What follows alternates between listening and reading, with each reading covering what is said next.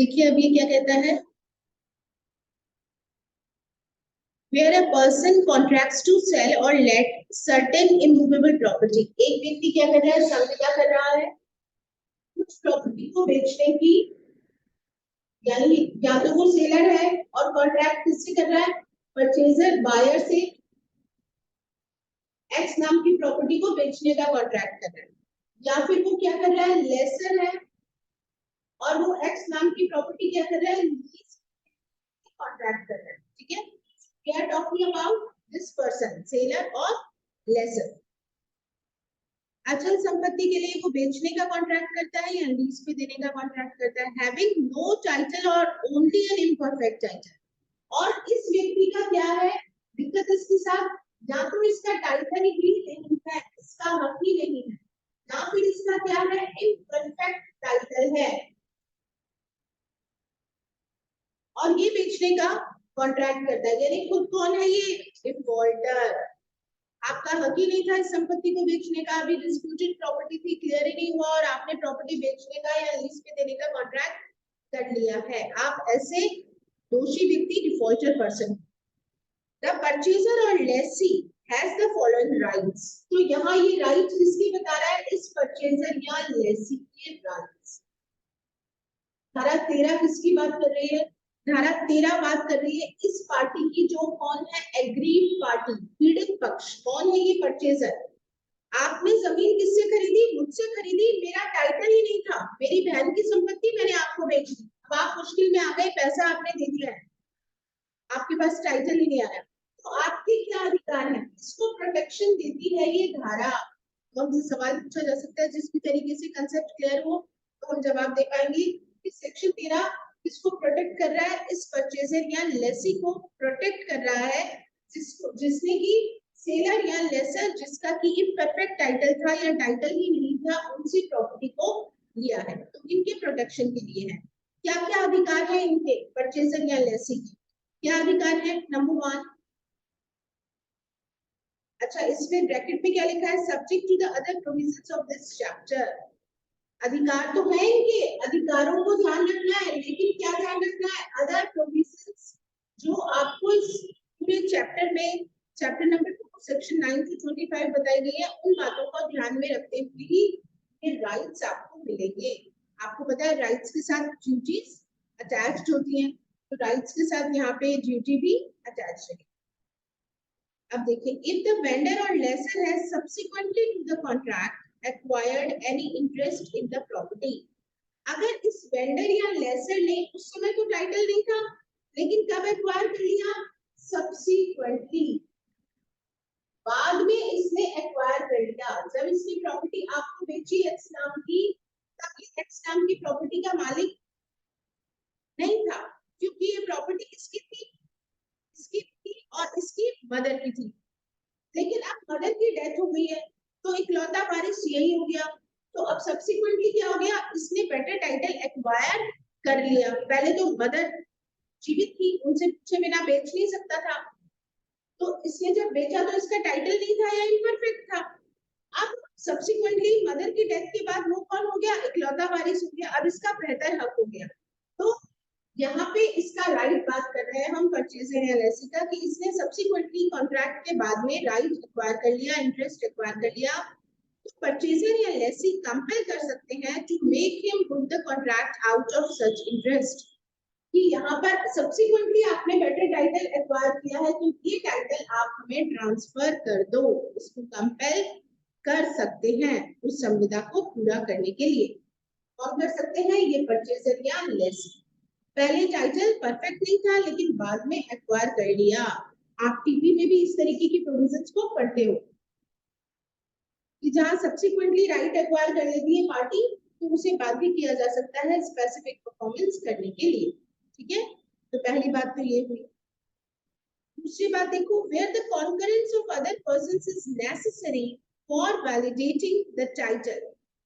Concurrence मतलब सम्मति किसी और व्यक्ति की भी चाहिए उस कॉन्ट्रैक्ट को पूरा करने के लिए। इसके लिए पहले मैं आपको एक इलस्ट्रेशन बताती हूँ। जैसे सपोज सेलर ने ये एक्स नाम की प्रॉपर्टी बेची है, लेकिन इस एक्स नाम की प्रॉपर्टी पे सैंक्शन लेना जरूरी था। इसको बेचने से पहले रेवेन्यू ऑफिसर का सैंक्शन लेना कंपल्सरी था, लेकिन इसको करना था काम सेलर को। ये दिस वाज इम्प्लाइड, उसको जब वो बेच रहा है तो ही उसको फॉर्मेलिटी ये पूरी करनी उसकी जिम्मेदारी थी कि भैया अब ये एग्रीकल्चरल लैंड है, फला फला लैंड है, मुझे तो क्या करना है, पहले परमिशन लेनी है। अब ये लिखने की जरूरत नहीं थी, मैं सेलर हूँ, मैं आपको बेच रही हूँ, तो ऑब्वियस सी बात है लीगल प्रोसेस, लॉ की प्रोसेस से ही तो बेचूंगी, तो उसमें हमने कॉन्ट्रैक्ट में बात नहीं लिखी, बट दिस वाज इम्प्लाइड कि ये सैंक्शन रेवेन्यू ऑफिसर से कौन लेगा, बेचने वाला सेलर लेगा।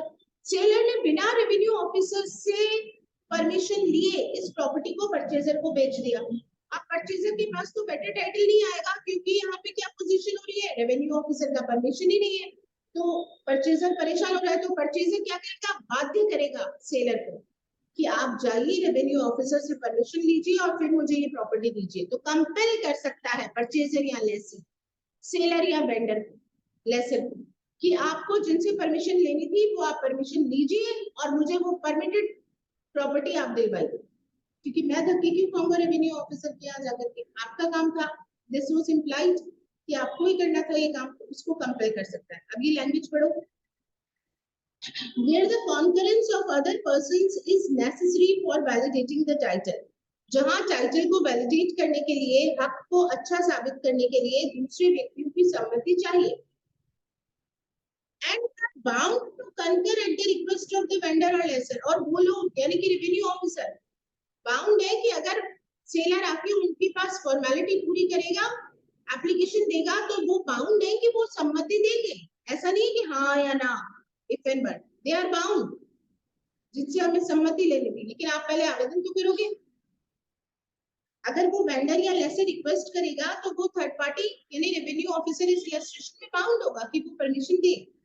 द परचेजर और लेसी में कंपेल हिम, तो वो परचेजर या लेसी कंपेल कर सकते हैं सेलर या लेसर को प्रोक्योर सच कॉन्करेंस कि आप ऐसी सम्मति क्या करो, लेके आओ, तो हमारा टाइटल कैसा हो जाए, परफेक्ट हो जाए। And when a convince by other persons is necessary to validate the title, और जहां अंतरण कुछ हमें कन्विंस करना है, कुछ ट्रांसफर करने हैं कोई डॉक्यूमेंट, और वैलिडिटी के लिए परचेजर के पास एक वैलिड टाइटल आए, उसके लिए प्रॉपर तरीके से डॉक्यूमेंट्स का ट्रांसफर होना जरूरी है। डिस्प्यूटेड प्रॉपर्टी है चारों भाइयों की, अब इन्होंने आपस में समझौता करके एक भाई के नाम पे कर दी संपत्ति, अब लेकिन वो एक भाई के नाम पे कर दी, तीनों भाइयों ने सम्मति दी थी, वो डॉक्यूमेंट तो चाहिए ना हमें, तभी तो परचेजर सेटिस्फाइड होगा कि यस मैंने फला ए से खरीदी, तो बाकी तीन भाइयों की सम्मति लेके आओ, वो डॉक्यूमेंट ट्रांसफर करवाओ आप अपने नाम पे भाइयों से। And they are bound to convey at the request of the vendor और लेसर, और अगर ये एक भाई बाकी तीन भाइयों के पास जाएगा, उनसे कहेगा कि मुझे लिखित में दे दो, तो वो लिखित में देंगे उसको, क्योंकि उनके बीच में समझौता हुआ है कि ठीक है भैया ये प्रॉपर्टी, ये दुकान इसके नाम पे हो गई, मकान हमारे नाम पे हो गया, अब हमारा दुकान में हस्तक्षेप नहीं है, वो दुकान बेचना चाहता है, लेकिन जो परचेजर है वो तो क्या चाहता है कि मुझे आप डॉक्यूमेंट लाके दो, आपके भाइयों का ऑब्जेक्शन नहीं है, नो ऑब्जेक्शन लाके दो। The purchaser or lessee may compel him to procure such conveyance, तो परचेजर या लेसी कह सकते हैं कि भैया आपने मुझे जो संपत्ति के कागजात दिए हैं वो चार भाइयों की संपत्ति दिखा रहे हो आप, और आप कह रहे हो आप ही मालिक हो, तो बाकी तीन भाइयों का नो ऑब्जेक्शन मुझे लाके तो दो, क्योंकि नहीं तो कल फिर आपके भाई आ जाएंगे मेरे सामने प्रॉपर्टी लेने के लिए, तो मेरा टाइटल अच्छा करना है, हक अच्छा करना है, इसके लिए मुझे आप क्या कीजिए, वो डॉक्यूमेंट्स लाके दीजिए। सी पॉइंट देखिए, where the vendor professes to sell unencumbered property, जहां सेलर वेंडर क्या कह रहा है, भैया इस प्रॉपर्टी पे कोई लोन नहीं लिया हुआ मैंने, मैं आपको जो संपत्ति बेच रहा हूँ उस पे कोई भार नहीं है, इस पे कोई चार्ज नहीं है, ये कोई मॉर्गेज प्रॉपर्टी नहीं है, विदाउट मॉर्गेज है, फ्री है प्रॉपर्टी, कोई बैंक से लोन नहीं रखा, बट द प्रॉपर्टी इज मॉर्गेज्ड, लेकिन वो झूठ बोल रहा है, उसका टाइटल इम्परफेक्ट है, उसने बैंक से लोन उठा रखा है 50 लाख का, 1 करोड़ में बेच रहा है और 50 लाख का इसने इसी प्रॉपर्टी पे लोन उठा रखा है। अब 1 करोड़ परचेजर ने दे दिया सेलर को, फिर आए बैंक वाले, उसके पास 50 लाख की प्रॉपर्टी मॉर्गेज की हुई है, तो यानी आपको प्रॉपर्टी फ्री फ्रॉम लायबिलिटी चाहिए, तो 50 लाख किसको देने पड़ेंगे, उसको बैंक को, जबकि ये 50 लाख किसको देने थे, सेलर को। तो क्या करेगा परचेजर, सेलर से कहेगा ना कि भैया वो प्रॉपर्टी छुड़वाओ, आपने कहा था कि फ्री है, उस पर कोई चार्ज नहीं है, कोई लोन नहीं है। प्रॉपर्टी को आदमी बैंक वाले आए तो 50 लाख रुपए आप दो इनको, प्रॉपर्टी छुड़वाओ और मुझे दिलवाओ प्रॉपर्टी, ताकि मेरा हक अच्छा हो सके। तो property is mortgage for an amount not exceeding the purchase money. जो मॉर्गेज की हुई है प्रॉपर्टी को परचेज मनी से ज्यादा नहीं है मॉर्गेज अमाउंट। जैसे मैंने आपको बताया 1 करोड़ और 50 लाख, 1 करोड़ का परचेज मनी था और मॉर्गेज मनी है 50 लाख का, मतलब उसके अंदर अंदर ही। And the vendor has in fact only a right to redeem it. और इसको छुड़वाने का अधिकार भी सिर्फ किसका था? वेंडर का, सेलर का। मतलब मैंने सपोज 50 लाख रुपए सेलर को दिए हैं और 50 में कहूँ बैंक को देके छुड़वा लूं, सेलर को ना देके 50 बैंक को देके छुड़वा लूं, ऐसा अधिकार मेरा नहीं है, परचेजर का नहीं है। इसको छुड़वाने का अधिकार किसका है? सेलर का ही है। The purchaser may compel him to redeem the mortgage. तो परचेजर कंपेल कर सकता है कि भैया प्रॉपर्टी मुझे छुड़वा के दो, रिडीम करा के दो, and to obtain a valid discharge, and where necessary also a conveyance from the mortgagee. जो भी मुझे मॉर्गेजी के पास आपके कागज रखे हुए हैं, डॉक्यूमेंट्स रखे हुए हैं, नो ऑब्जेक्शन वहां से लाके दे दो कि अपनी प्रॉपर्टी फ्री फ्रॉम लायबिलिटी है, इस पे कोई लेना देना नहीं है, वो भी मुझे ट्रांसफर करा दो। चौथी बात, where the vendor or lessee sues for a specific performance of the contract। अब ये भाई साहब खुद को तो टाइटल है नहीं, इम्परफेक्ट टाइटल है या टाइटल ही नहीं है, और वो जा रहे हैं कोर्ट पे कि सामने वाला खरीदे, स्पेसिफिक परफॉर्मेंस करे। इन्होंने कहा था मेरी प्रॉपर्टी खरीदेंगे, खरीद नहीं रहे हैं, जबकि इसका टाइटल ही इम्परफेक्ट है, तो कोर्ट दिलवाएगा क्या इसको रेमेडी? तो गिल्टी पार्टी हो गई, इसको तो मना कर देगा कोर्ट, भैया सॉरी आप खुद ही गलती पे हो, आपको रेमेडी किससे दिलवाए? No specific performance. तो ये कह रहा है when where the vendor or lessee sues for specific performance of the contract and the suit is dismissed on the ground of his want of title or imperfect title। उसका specific performance का suit dismiss हो गया, भैया title perfect नहीं है, imperfect है। The defendant has a right to return of his deposit। तो defendant के पास ये राइट है कि वो डिपॉजिट अगर कुछ लिया हुआ है तो वापस करे उससे, है ना। दोनों पार्टीज, मतलब ये रेस्टिट्यूशन का कंसेप्ट यहाँ बता रहा है कि जब सेलर या वेंडर लेके आ रहा है सूट, प्लेंटिफ के रूप में सूट लेके आ रहा है डिफेंडेंट के खिलाफ, उसका सूट तो डिसमिस हो गया, लेकिन जो भी पैसा एक दूसरे का सेलर या परचेजर के पास है, सपोज कोई एडवांस अमाउंट है, कोई डिपॉजिट है, वो दोनों एक दूसरे को क्या करेंगे? वापस लौटाएंगे। The defendant has a right to a return of his deposit if any with interest thereon। तो डिफेंडेंट कह सकता है कि कुछ पैसा जो मेरा दिया हुआ है ब्याज समेत मुझे वापस करो, to is cost of the suit, बात का खर्चा भी दो, and to a lien for such deposit interest and cost on interest. और तब तक जब तक उसे ये पैसा नहीं मिल जाता डिफेंडेंट को, तब तक राइट ऑफ लियन रखेगा property. if any of the vendor or lessor in the property which is the subject matter of contract। Vendor की जो प्रॉपर्टी, सेलर की जो प्रॉपर्टी परचेजर के पास है, वो तब तक अपने पास रोक सकता है, राइट ऑफ लियन का यूज कर सकता है, जब तक उसका पैसा उसे नहीं मिल जाता। गदर साहब 10 लाख रुपए एडवांस दे रखे हैं, स्पेसिफिक परफॉर्मेंस हो नहीं सकता, इम्परफेक्ट टाइटल है, मेरे 10 लाख तो वापस दिलवाओ, और 10 लाख मैंने साल भर से दिए हुए हैं, उसको ब्याज भी दिलवाओ। फिर सूट भी यही लेके आ रहा है मेरे खिलाफ, तो मुझे भी एडवोकेट हायर करना पड़ा है, उसकी फीस भी मुझे दिलवाओ। जब तक ये सब नहीं मिलेगा तब तक मैं राइट ऑफ लियन का यूज करूंगा, प्रॉपर्टी वापस नहीं मिलेगी। क्लॉज 2 ये कहता है कि जो सबसेक्शन 1 के प्रोविजन सारे आपने पढ़े वो मूवेबल प्रॉपर्टी पर भी लागू होंगे। हायर परचेज के अकाउंट या सेल अगर हो रहा है मूवेबल प्रॉपर्टी का, तो उन पर भी ये प्रावधान एज इट इज लागू होंगे। तो सेक्शन 13 क्या बताता है? ऐसे परचेजर या लेसी के अधिकार बताता है जिसने की प्रॉपर्टी जब खरीदी है या लीज पे ली है तो उसका टाइटल परफेक्ट नहीं है। कोई भी सवाल हो तो पूछो सेक्शन 13 पे।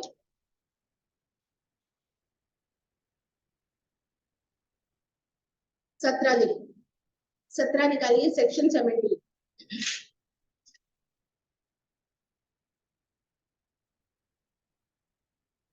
Contract to sell or let property by one who has no title, not specifically enforce it। ये कह रहा है ऐसे व्यक्ति ने सेल का कॉन्ट्रैक्ट किया है प्रॉपर्टी बेचने का या लीज पे देने का जिसका खुद का कोई टाइटल ही नहीं है। यही व्यक्ति हो गया ना जिसकी अपन 13 में बात कर रहे थे। उसका स्पेसिफिक परफॉर्मेंस नहीं हो सकता, वो स्पेसिफिक परफॉर्मेंस का दावा नहीं कर सकता। जैसे अभी आपने पढ़ा, मना कर देगा कोर्ट उसको। A contract to sell or let any immovable property cannot be specifically enforced in favor of a vendor or lessor.